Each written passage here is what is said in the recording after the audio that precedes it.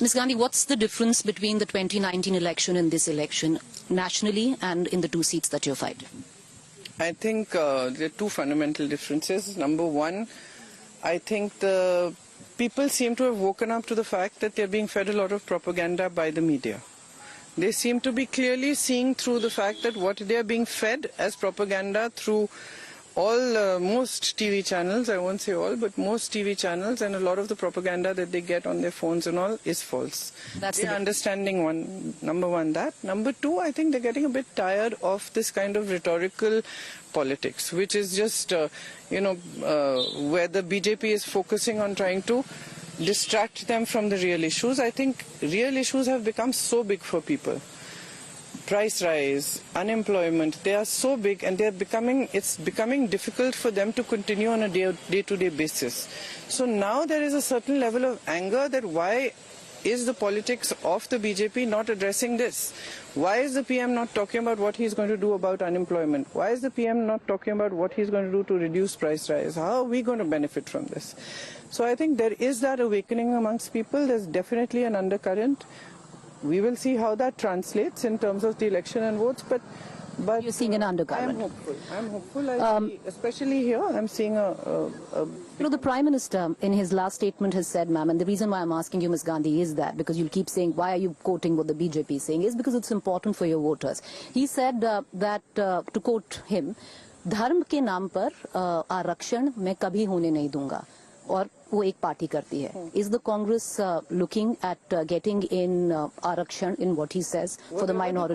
Whatever the Congress has stated in its manifesto is what the Congress's policy is. I have not seen this stated anywhere in the Congress manifesto. In fact, I have not seen any of the things that the Prime Minister claims are in our manifesto, including that we will steal buffaloes, we will take away your Mangal Sutras, we will take away your jewels and give them to X or Y or Z.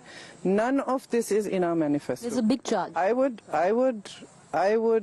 advise the Prime Minister to read our manifesto before he speaks about it. And the other advice I would give him, although I'm younger than him and shouldn't be advising him, is that he should speak about his manifesto. What is the BJP offering to the public today? Is it offering just a list of complaints and criticisms of the Congress party? Is its only campaign that the Congress party has not done anything in 70 years?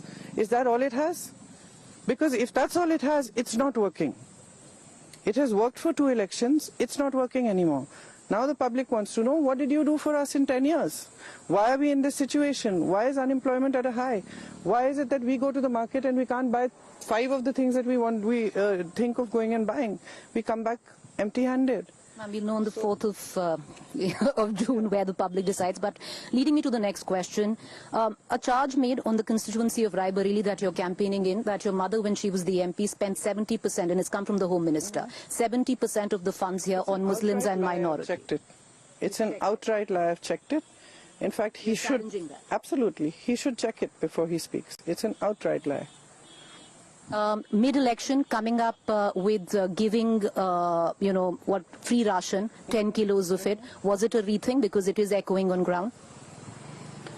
I mean, look, mid-election the BJP is coming up with a lot of schemes as well. What about that? Are those rethinks as well because they're getting worried that they're losing?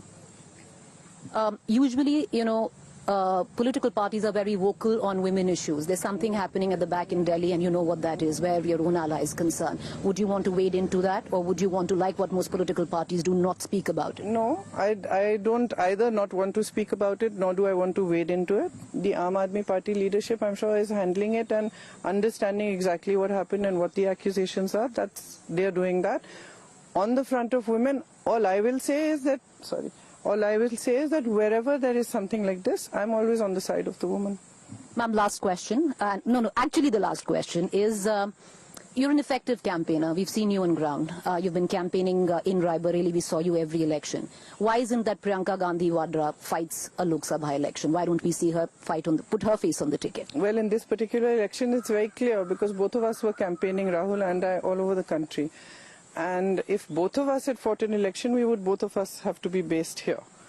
because these constituencies are not the kind of constituencies where we can sit, be traipsing around and we can fight. We need to be here because people have a certain bond with us. They expect us to come to them. They expect what you have been seeing is what they expect. It's the bare minimum they expect, that you come, you meet. That's the relationship we've had with them.